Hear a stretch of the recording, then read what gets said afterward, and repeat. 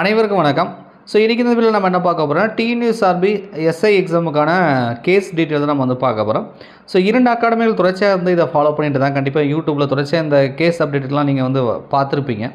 So அவர்கள் கொடுத்த information அடிப்படையில் வந்து இன்றைக்கி வந்து வழக்கு என்ன நடந்திருக்கு அப்படின்றத நம்ம பார்க்கலாம். ஆக்சுவலாக வந்து பார்த்திங்க அப்படின்னா ரிசல்ட் வந்து பப்ளிஷ் பண்ண சொல்லியிருக்காங்க உயர்நீதிமன்றம். ஸோ இப்போ இதனால் வந்து பார்த்திங்கன்னா புதுசாக சில பேர் வந்து செலக்ட் ஆகிறதுக்கான வாய்ப்பில் இருக்குது. ஸோ அவங்க வந்து ஃபிசிக்கல் டெஸ்ட்டு மற்றும் வைவா வந்து அட்டன் பண்ணுறதுக்கு வந்து இந்த ப்ராசஸ் ஒட்டுமொத்த ப்ராசஸுமே வந்து 3 மந்தில் வந்து கம்ப்ளீட் பண்ண சொல்லி வந்து உயர்நீதிமன்றம் உத்தரவு போட்டிருக்கதா சொல்கிறாங்க. ஸோ இதன் அடிப்படையில் நம்ம பார்க்கும்பொழுது வழக்கு தொடுத்தவருக்கு சாதகமாக தீர்ப்பு வந்திருக்கு. அப்போ டிஎன்யூஎஸ்ஆர்பி வந்து ரிசர்வேஷனை சரியாக ஃபாலோ பண்ணாமல் எஸ்சி எஸ்டி கேண்டிடேட் வந்து பாதிக்கப்பட்டிருக்காங்க அப்படின்றத உண்மை வந்து நமக்கு தெரிய வருது. ஸோ அதனால் வந்து வழக்கு தொடுத்தவருக்கு நியாயம் கிடைச்ச மாதிரி தான் நம்ம பார்க்குறோம். பட் இருந்தாலும் கூட டிஎன்யூஎஸ்ஆர்பி எஸ்சியில் ஃபைனலாக செலெக்ஷன் ஆனவர்களுக்கு கொஞ்சம் வந்து வருத்தமாக இருக்கும்.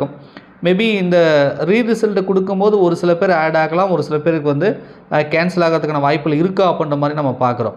ஏற்கனவே வந்து பார்த்திங்க அப்படின்னா செலெக்ஷன் ஆனவர்கள் பாதிப்பு இல்லை அப்படின்றவும் ஒரு சில பேரும் இருக்கும்ன்ற மாதிரியும் சில பேர் சொல்லிட்டு இருக்காங்க. எப்படி இருந்தாலும் ஏற்கனவே செலெக்ஷன் ஆனவங்க அந்த கட் ஆஃபில் இருந்தாங்க அப்படின்னா ஸோ அவங்களுக்கு மறுபடியும் வந்து ஃபிசிக்கல் டெஸ்ட் வைவா கிடையாது.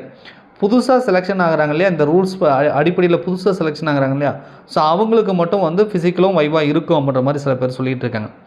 ஸோ நான் என்ன கேட்குறேன் அப்படின்னா, எனக்கு சரியாக வந்து இன்னும் ஜட்மெண்ட் காப்பி கையில் கிடைக்கல. மேபி இந்த வீடியோ கிளிக் பண்ணி பார்க்குறவங்களுக்கு இந்த கேஸ் நம்பர் ஏதாவது தெரிஞ்சுது அப்படின்னா ஸோ கமெண்ட்ஸில் சொல்லுங்கள். நம்ம ஜட்மெண்ட் காப்பி வந்து டவுன்லோட் பண்ணி முழுமையாக நீதிமன்றம் என்ன சொல்லியிருக்குன்றதை முழுமையாக நம்ம வந்து பார்க்கலாம். இப்போதைக்கு முதல் கட்ட தகவலாக வழக்கு தொடுத்தவர்களுக்கு சாதகமாக வந்திருக்கு. ஸோ ரிசல்ட்டை வந்து பப்ளிஷ் பண்ணணும் அப்படின்னு சொல்லியிருக்காங்கன்றதை மட்டும் ஒரு முதல் கட்ட தகவலாக நான் வந்து ஷேர் பண்ணிக்கிறேன். இதனால் வந்து புதிய நோட்டிஃபிகேஷன் ஏற்கனவே உங்களுக்கு தெரியும், அஃபீஷியல் வெப்சைட்டில் ஜூன் மாதம் நோட்டிஃபிகேஷன் கொடுக்குறதா சொல்லியிருந்தாங்க. அதுக்கப்புறம் அதை எடுத்துகிட்டு நாங்கள் விரைவில் வந்து சொல்கிறோம், அப்டேட் கொடுக்குறன்ற மாதிரி வந்து அப்டேட் பண்ணியிருக்காங்க. ஸோ அதனாலே நம்ம தெரியும் நியூ நோட்டிஃபிகேஷன் வர்றதுக்கான காலதாமதம் ஆகும் அப்படின்றத அப்பயே நம்ம கெஸ் பண்ணிட்டோம். ஸோ இந்த ப்ராசஸ் இவங்க எத்தனை நாளில் கம்ப்ளீட் பண்ணிவிட்டு மறுபடியும் புதிய நோட்டிஃபிகேஷன் கொடுப்பாங்கன்றது இப்போதைக்கு நம்மளால் சொல்ல முடியாது. ஆனால் காலதாமதம் ஆகும், நியூ நோட்டிஃபிகேஷன் பப்ளிஷ் ஆகிறதுக்கு லேட் ஆகும் அப்படின்றது மட்டும் இப்போதைக்கு நமக்கு தெரியுது.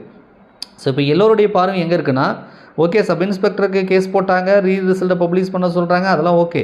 பிசி ஓவரால் ரிசல்ட்டு அப்படின்ற ஒரு கேள்வி இருக்குது. ஸோ இதுலேயுமே வந்து இவங்க ரிசர்வேஷனை சரியாக ஃபாலோ பண்ணலைன்னா கண்டிப்பாக வந்து பிரச்சனை ஆகிறதுக்கு வாய்ப்பு இருக்குது. ஸோ ரிசல்ட்ஸை வந்து இவங்க வந்து ஃபைனல் ரிசல்ட்டை வந்து பப்ளிஷ் பண்ணாமல் மேபி வந்து கரெக்ட் பண்ணி வந்து ரிசல்ட்டை கொடுப்பதற்கான வாய்ப்புகள் இருக்குது, ரைட்டா. ஸோ அதனால் பிசி ஓவரால் ரிசல்ட்டுமே இதனால் வந்து காலதாமதம் ஆகும் அப்படின்றது நமக்கு தெரியுது, ரைட்டா. ஸோ எத்தனை நாட்கள் ஆகும், எவ்வளோ நாட்கள் ஆகும் அப்படின்றத வந்து உறுதிப்பட நம்மளால் இப்போதைக்கு சொல்ல முடியாது. இப்போதைக்கு இன்றைக்கி ஹியரிங் 21/6/2024 வழக்கில் இந்த மாதிரி வந்து செய்திகள் வந்திருக்கு அப்படின்றத மட்டும் உங்களுக்கு நான் ஷேர் பண்ணுறேன். ஸோ மீண்டும் ஒரு டைம் கேட்டுக்கிறேன், இந்த கேஸ் நம்பர் ஃபைல் பண்ணாங்க இல்லையா, கண்டிப்பாக நிறைய பேர் நம்மளை ஃபாலோ பண்ணிட்டு இருப்பீங்க, போலீஸ் எக்ஸாம் படிக்கிறவங்க. வழக்கு கேஸ் நம்பர் தெரிஞ்சுன்னா கமெண்ட்ஸில் சொல்லுங்கள். ஸோ நம்ம ஜட்மெண்ட் காப்பி டவுன்லோட் பண்ணிவிட்டு முழுமையாக கேஸ் டீட்டெயில் வந்து நான் அடுத்த வீடியோவில் உங்களுக்கு வந்து சொல்கிறேன். ஓகேவா? நன்றி, வணக்கம்.